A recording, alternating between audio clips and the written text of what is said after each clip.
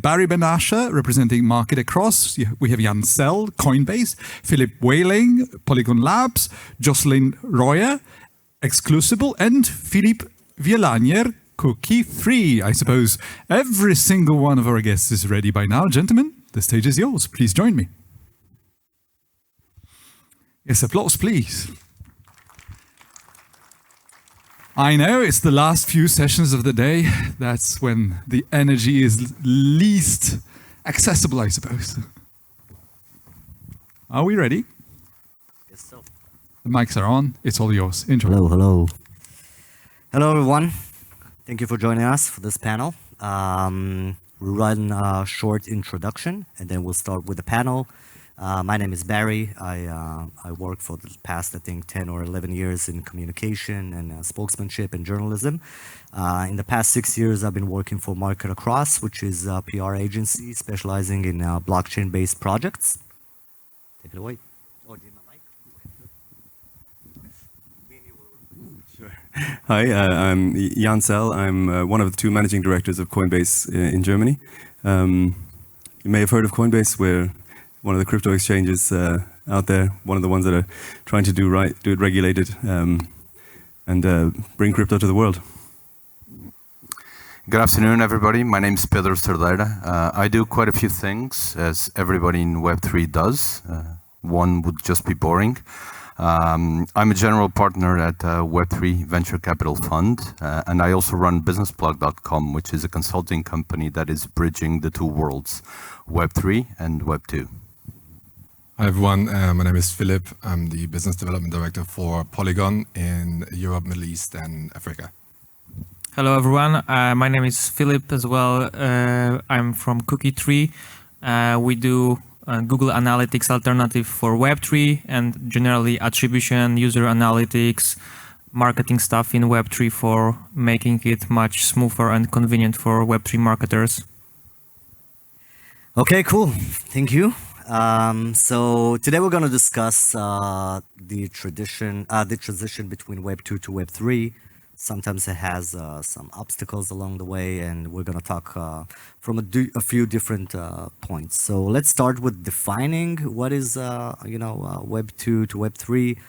The transition from Web2 to Web3 represents a fundamental shift from centralized online services to decentralized networks, emphasizing user sovereignty and data ownership. So can you define what is the transition from Web2 to Web3, what it means for you? Well, I mean, I think the intro kind of said most of it. I think everyone who works in this space kind of has the same, or many of the people at least have the same kind of ideals around decentralization, around better access, free information. Those are all the things that I think we're looking for in the end. And a lot of that will also be disintermediation of centralized players. But there's a long way to go because there's still a lot of hurdles. Primarily, I would say UX at this point. But yeah, I mean, the end game could end up being a completely different operating system for society. Should I? So I'm going to go a little bit more abstract. The centralized or decentralized, to be quite honest with you, I think it's a little bit of a philosophical question. People use stuff because it's useful to them and it has utility and provides something for them. Some of us are really into the philosophy of the thing, if it's centralized or decentralized. I don't think that's a lot of the case. Web2 to Web3 basically represents a jump in terms of technology. There's other tools that you can use and leverage. But mainly, I think the big change is something that is going to bring you the opportunity as a company to test out new business models, reach out to new demographics, new people, and so on and so forth. And so it's a little bit of a quantum leap. If you look at what usually happens in terms of technology developments, take an iPhone 15 to an iPhone 14, and you need to be an expert to tell them apart. Every now and then comes something which is sort of a quantum leap and actually makes a difference. The way I see it, Web3 is one of those points in time where actually there's a jump, a discontinuity that needs to be digested by the world in general. Yeah, maybe building on that, right? I think what this technology enables us to do is to add the value layer to the internet, right? So I think in the past we've been acting digitally, but there was not really a value, no real ownership, no money in that layer. So I think that's what we're able to add with Web3. What I could add to those points, which I fully agree with, is that we have this kind of thing of like interoperability and much more accessible data than comparing to siloed, centralized platforms that we are dealing with within Web2. And this is kind of a pretty game-changing thing if you are building anything for the end user and you can actually understand not only what he is doing within your platform, but also how he came to your platform, what kind of other protocols he was actually using, what he is using right now, how it is changing, how it is shifting, what is the frequency of those. And in Web2, actually, you don't have such capability because of the design of this whole world that we are dealing with in this off-chain space. In on-chain, we have this blockchain transparency, everything is interoperable, which gives you much bigger opportunities in terms of understanding what users actually do. Okay, cool. We'll touch everything. That was just the first question, defining what is Web2 to Web3. We're gonna dive a little bit deeper into each one of those aspects. So, in terms of user experience, Web3, like many other innovations, by the way, often comes with a steep learning curve and usability issues that probably are causing delays in mainstream adoption. So, how do you find addressing the usability or any other challenges associated with Web3 to ensure a smooth transition for the users? Well, I mean, as I said earlier on, I think the UX or the user experience is currently probably one of the biggest roadblocks we have in terms of heading towards mass adoption, or which I guess would be sort of the end game with Web3.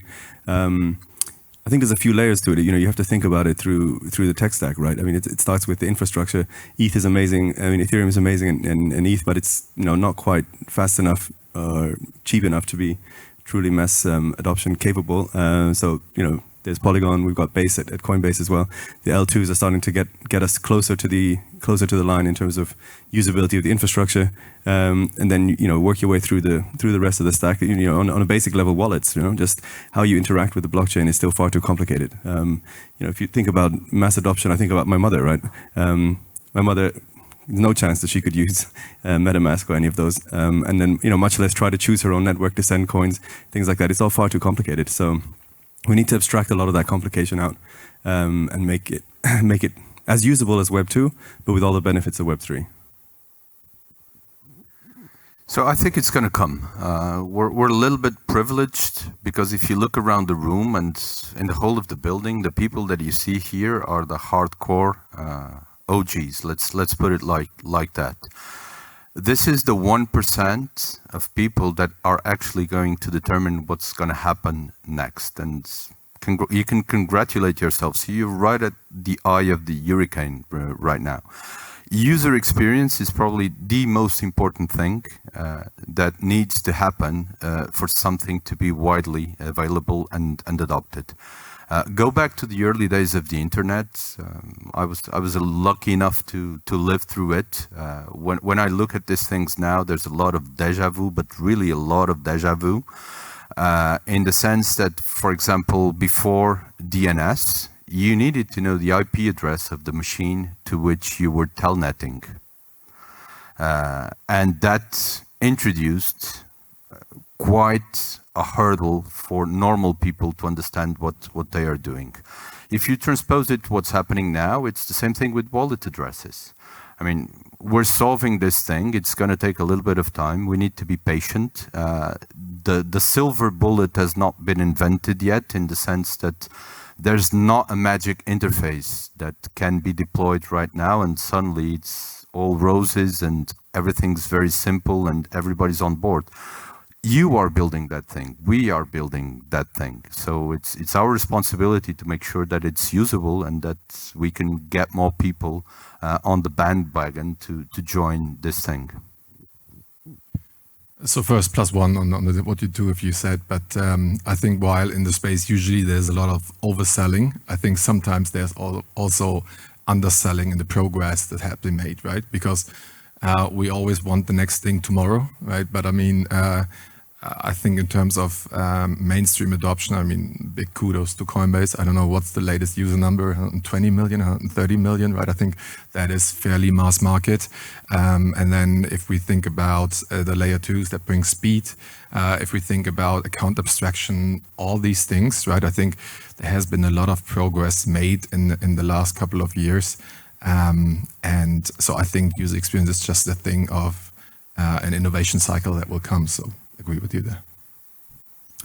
Maybe I'll say something controversial, but I think user experience is not so crucial comparing to the implementation of the blockchain technology under the already commonly used tools that we are all using on a daily basis, like Facebook, Twitter, Instagram, TikTok. If any of those would implement NFTs today, it will be adopted by like 500 million users in one day.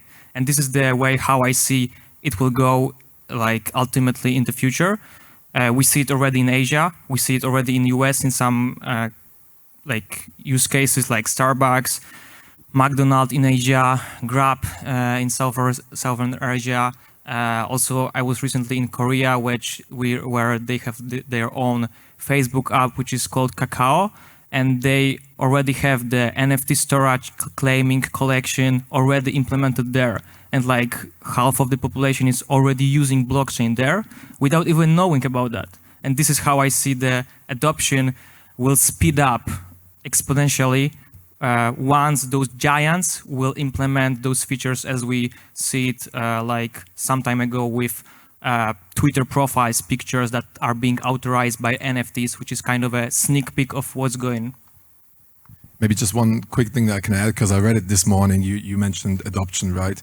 I was actually amazed by the fact that in the last year, where prices dropped, like some 80%, apparently wallet addresses grew by 42%. So, I mean, we cannot anticipate that these are speculators, right?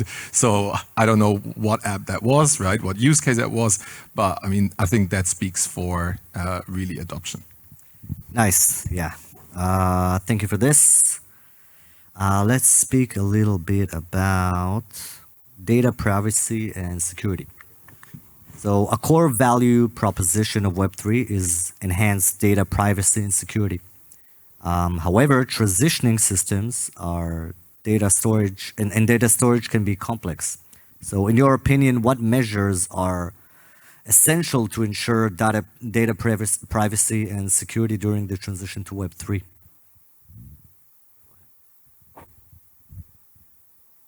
That's an interesting question. I mean, I think it comes back to the UX question as well. You know, in terms of you know, we take like private key storage as a start, right? The complications that users have with trying to store their private keys and trying to keep the keys safe is kind of an image of the difficulties, perhaps, of the current state of privacy on the blockchain, right? That combined with the fact, you know, that the blockchain or the public permissionless blockchains are essentially an open data source at the moment for transactions. You know, I think there's a road to go, but then you have obviously the, you know, Monero and these kind of tokens where you have some form of privacy shield. But yeah, in terms of data storage, that's a whole other question. It's also much more complicated to store and access large amounts of data on the blockchain as it's currently built. So I think there's a way to go. So much stuff to say about this. Try to keep it short. We have many more questions, not a lot of time.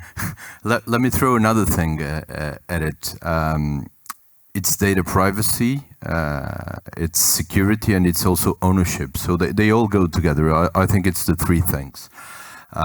If you start looking at what's going on, there's sort of a generational thing in terms of how people look at security and ownership and privacy even, okay? What I tend to find out is that the younger generations do not care as much about privacy as older generations. And there's a reason for that. I mean, most of you guys have grown up with your lives on Facebook or Twitter or whatever it is. So there's different sensitivities to this thing. There is one thing that I will tell you. This will not move forward without privacy. For a very simple reason. I mean, you might be very unconcerned about your life and you might even say that you have no secrets. But believe me, when it comes to business, for example, you need privacy. You need to be able to transact with another party. I mean, it's fine that people know that you've done a transaction. Sometimes it can be touchy, but I would sort of consider it on the edge. But the price of that transaction, it's supposed to be a trade secret. I mean, it's the price that you bought your stuff from your suppliers. That should not be public. So this needs to be sorted out. Maybe with layer 2s, maybe whatever. There's so much stuff that can happen, but this really needs to be sorted out. I would take your original question and take it more towards also the regulation part, because you will need to comply with whatever comes out. In Europe, you've got GDPR, you've got... I have another question about regulatory. Okay, well, coming up. okay, I'll shut up. There you go. Did you read in between the lines there, right? I think in the question, there was not just privacy, but also security, right? So I'll touch on that one. I think we're always walking on a spectrum there. And in the end, the user or the consumer decides what he wants, right? So I think maybe if I'm participating in the Starbucks loyalty program, I'm okay with a custodial wallet and maybe not the highest security, right? But then maybe if I wanna, and then back to the ownership piece and in my first answer, right? I think if I want full sovereignty and ownership, then maybe I go to the right side of the spectrum and I go for a hardware wallet. And maybe there's something in between, right? Where a service can help me recover my wallet and it's still non-custodial. So I think it will be decided as so many things by the market and by the user. Yeah, totally. Many wise words were said. Actually, I would also focus on really fundamentals, which we are struggling with, and actually we know from our internal research in Cookie Tree that actually most, like far majority of the dApps, Web3 protocols right now are using, for example, Google Analytics to track their own users, which is like the thing that we are right now thinking about, like zero knowledge proof, about the privacy, about the ownership, about the SSI, but in the same time, in parallel, like most of the crypto users are being tracked by Google for free. They are just sharing their data freely within the platforms and protocols they use on the daily basis, which is kind of a thing of a like pretty weird situation that we are dealing with. It's not commonly known that actually it is, but yeah, we actually checked it out, and we were also pretty surprised that this is the status of now. So I would also suggest and also convince anyone that is still using such really trackable tools like Google Analytics, for example, to think about some more privacy alternatives that are maybe cookieless and maybe also GDPR compliant at least. And then we could go with all those like future stages of the privacy, SSI, and so on that we are strongly believing in. Can I just throw in a side comment on this? From the builder's point of view, there's a fundamental difference from other waves of technology, which is composability. I mean, most of the stuff that you see today that happens in the space is open source. So that basically means that you can go and fork whatever's on GitHub or the repository of your choice, and you can just play on top of it. And that's a very, very interesting place to get security flaws.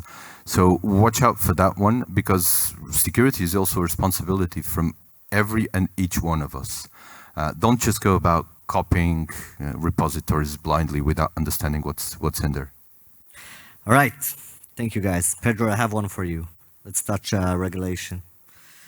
So in terms of regulatory landscapes are still catching up with the pace of blockchain and crypto innovation, often creating uncertainty for businesses.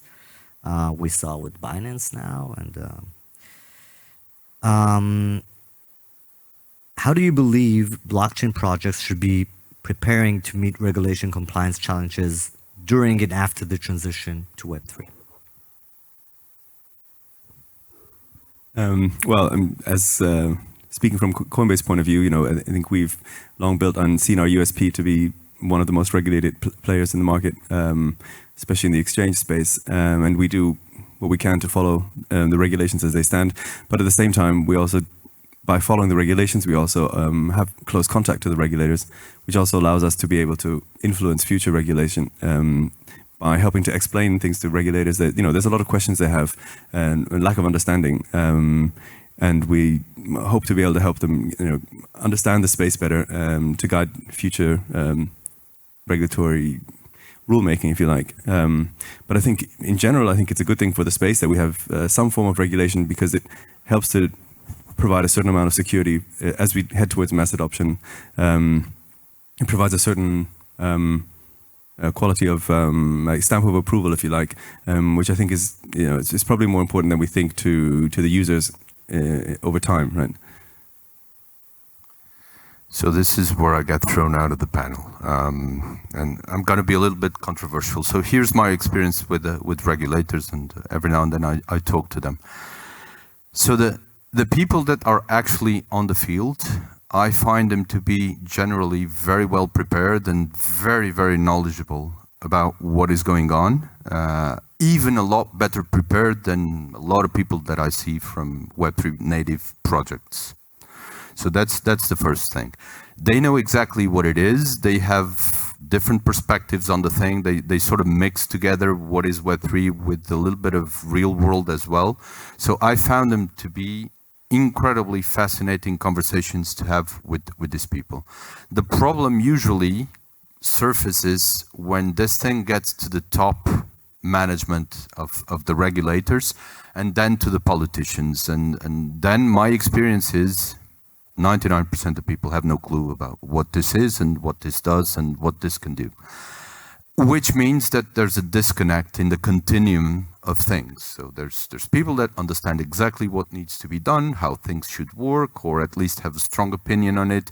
They're quite open as well to discuss with everybody in the industry and to understand different points of view and incorporate them. But at the end of the day, it's this gap which is incredibly difficult to overcome, because most of the people that make the laws have no clue what this thing is and what it can do. So then the question becomes, what should we do in terms of sort of preparing for what's to come? I mean, put yourselves on the other side's shoes. It's not okay to commingle funds. I mean, everybody knows that. It's a lousy practice. You might end up in jail or not really, that's beside the point. But I mean, in conscience, see what you're doing and just watch where the puck is going or where the ball is going, okay? So if it's illegal, probably it's not a good idea to do it. Or if it can consider malpractice, don't do it. Don't get yourself in that position. Simple as that. Yeah, I think talking about regulation, we tend to lump it all together in the space, and most people think about the SEC when we talk regulation. That's actually not true, right? So I think when we're talking to different players, I think someone maybe based out of Europe would feel different than someone based out of Hong Kong, than someone based out of Singapore, than someone based out of the US.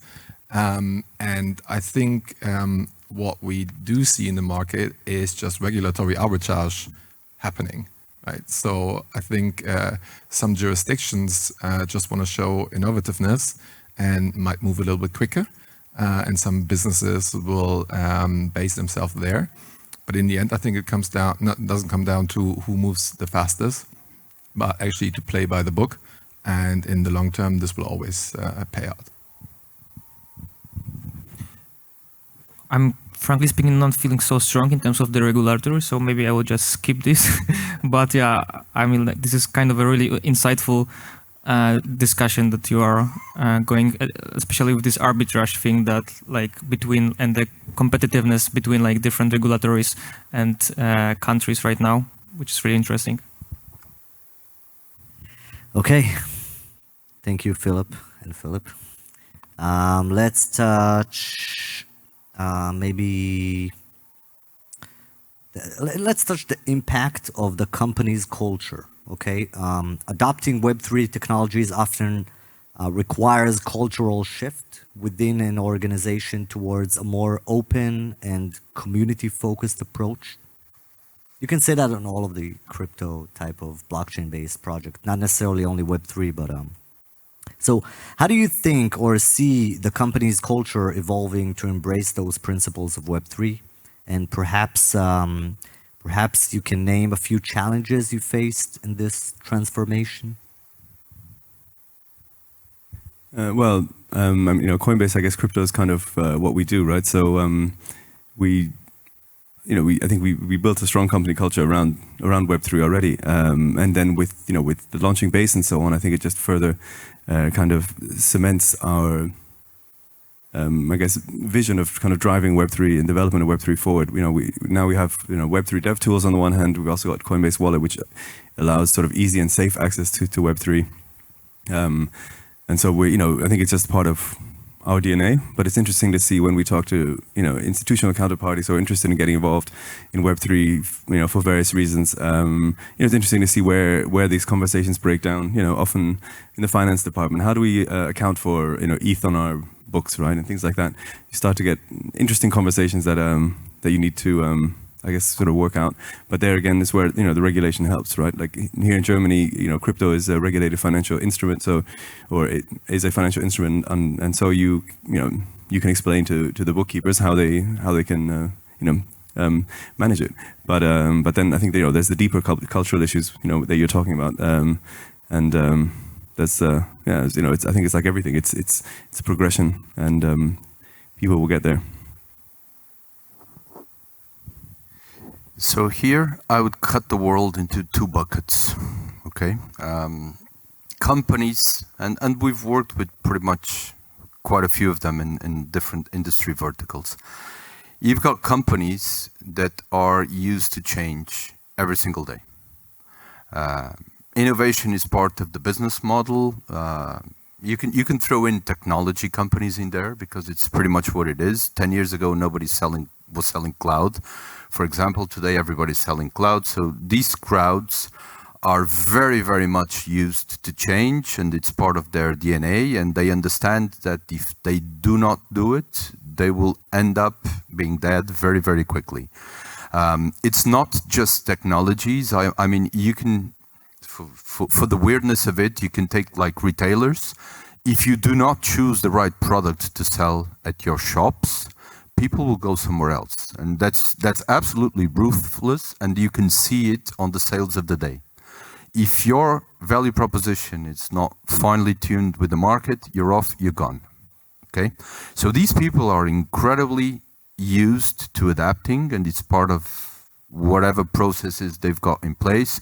And for them, this is just another thing. They look at it quite naturally. Oh, okay, new kid in town, that's what we need to do. That's where we go. No discussion about it. Everybody is used to that type of thing. On the other hand, what do you have? Companies which have done their business in that way with that specific business model for centuries on end, they can suffer. They can suffer because then whenever you need to make changes, especially to the business model, it's well documented. Go and read Clayton Christensen's The Innovator's Dilemma. I mean, the moment you're going to play with whatever business revenue streams you've got established, you're going to hurt or kill some of them. And that's a very difficult decision to make because that's how you pay part of your salaries internally. So then again, the question becomes, nobody wants to do it. Banks are usually quite interesting because I see them sort of halfway into both worlds. they don't want to detach from the old way of doing things, but some of them have already realized that they either embrace what's coming or what's already here, or they're going to be dead very, very quickly. So this is what I would say. I mean, there's people used to innovation, and that's sort of in their job description every day. There's people to whom innovation scares like hell, and they will hurt in doing the thing, and there's the in-betweens. Yeah, maybe I can build on that and go in a little bit more detail, because I spend like 75-80% of my time speaking to big corporates. And as you mentioned, some of them have been embracing innovation over decades, and they think of it just like another technology. They had to think about the internet the same way when mobile came across, when right, like all these things, e-commerce. So I think these businesses tend to do the best. They just see it as another innovation that they need to integrate into their business model. And maybe one example that is, I think, a good one here at this point is that I spoke to LVMH, and I mean, probably is it one of the biggest luxury goods company in the world. And when talking about Web3, my point of contact there said, well, it's about digital scarcity, right? I mean, I'm in the luxury business. I've been selling scarcity for decades. So I'm already sold. We just need to think about what we do here exactly. Right? So I think it's a good example there. I can say as an like startup founder, so not like big corporate experience guy. I mean, like I was working in Deloitte Digital, but they weren't actually interested so much in Web3 that time.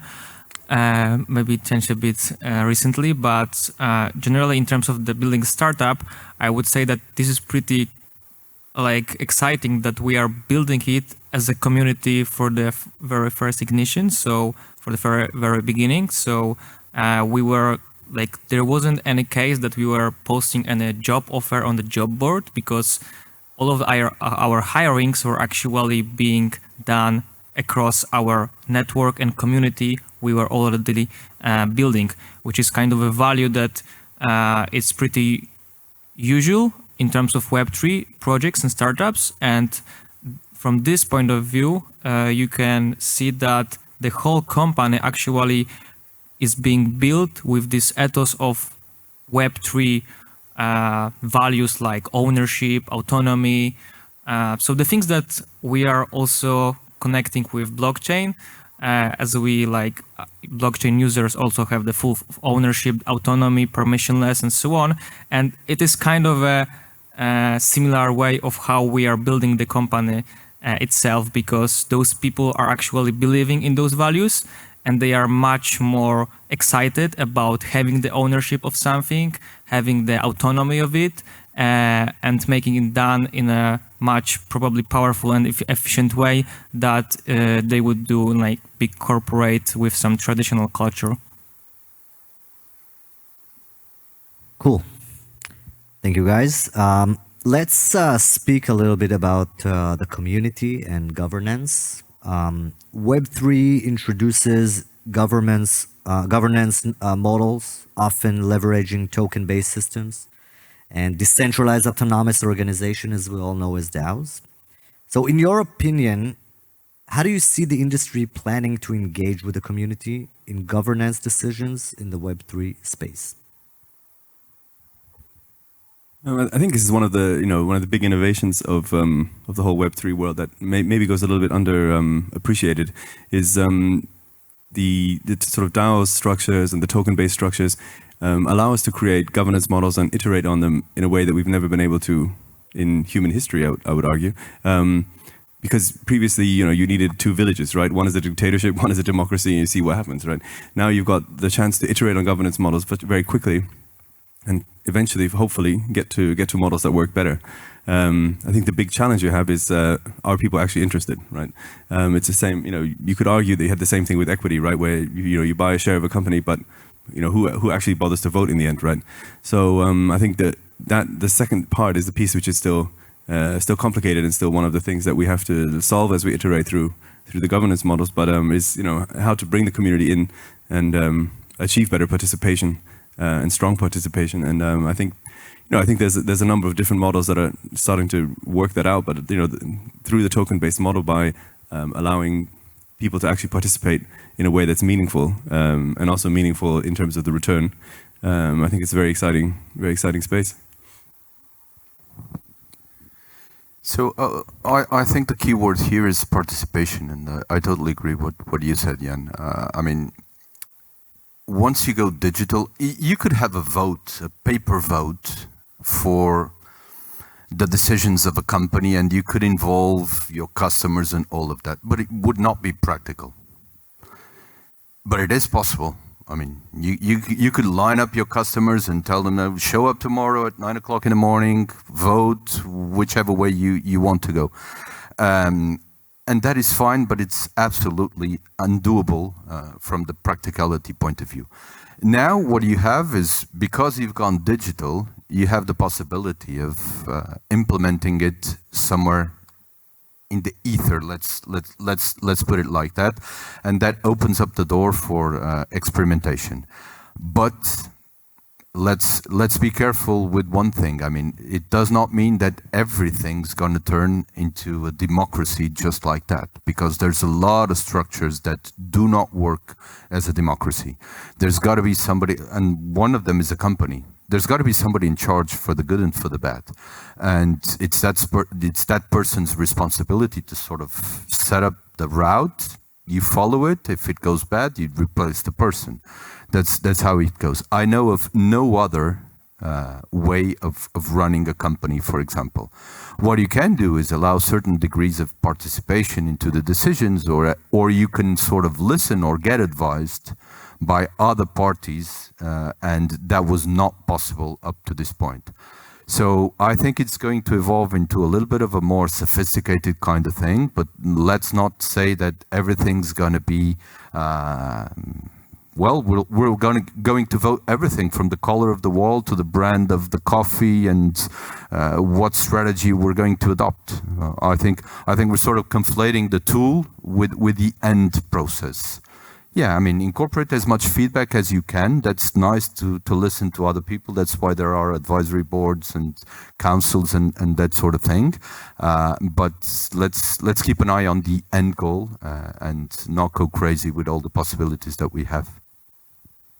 Yeah, I would agree that it's not going to be ubiquitous, but rather we're looking, as with so many other things, for product market fit. Where does it make sense? So I'm no expert on this, but I could think about maybe for a shareholder meeting where you have a vote, right? Does it make sense? Maybe.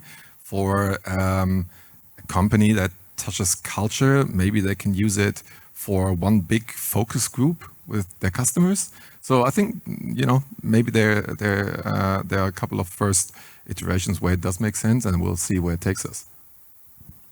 Yeah, I also totally agree with Jan Pedro that actually probably we're like still before those more sophisticated and like ultimately efficient ways of structuring governance and democratization of like governing organizations, as well as I think it's really being like, it's really risky in terms of potential manipulations of even like raising some questions to the community, because the one question may be created in like probably 10 different ways, and to actually point the answer of it already in the question, which we know from like many debates and like socio reports that are being like created by many organizations. And this also applies to governing an organization, because if you would raise a question that that would put some understanding of it in a specific direction, it's kind of a manipulation that we also have to deal with. Right, we have 1 minute and a half. I have a lot of questions here, but they're very detailed and long. Let's just have fun. In short, are we in a bull market? Well, I'd like to hope so, but we'll have to see how it plays out, right? I think the next 12 to 18 months are going to be very, very exciting for there's a number of really interesting innovations coming through, and I'm really looking forward to seeing that. And I think that kind of thing is what will drive the next bull market. I think we are, and that's the good news. But it might not be the bull market that everybody's expecting. So I think it's going to be a little bit different. I'll just quickly elaborate on it. I think it's going to be a more mature bull market in the sense you're not going to see 10x on Bitcoin or 100x or whatever, some crazy stuff like that. It's going to be more mature, and I think it's going to be very much use case and utility driven sort of thing. So a lot less craziness and a lot more feet on the ground. Let's say I'm bullish on the technology, and I'm not as worried as in 2016-17 if I can still be in that industry in a year from here. Great answer. I think we are in a bull market already, and I think that still this bull market will be really crazy and will surprise us a lot. Okay, thank you everyone for joining us for this panel. Thank you guys for joining us. It's been a pleasure. Thank you very much, gentlemen.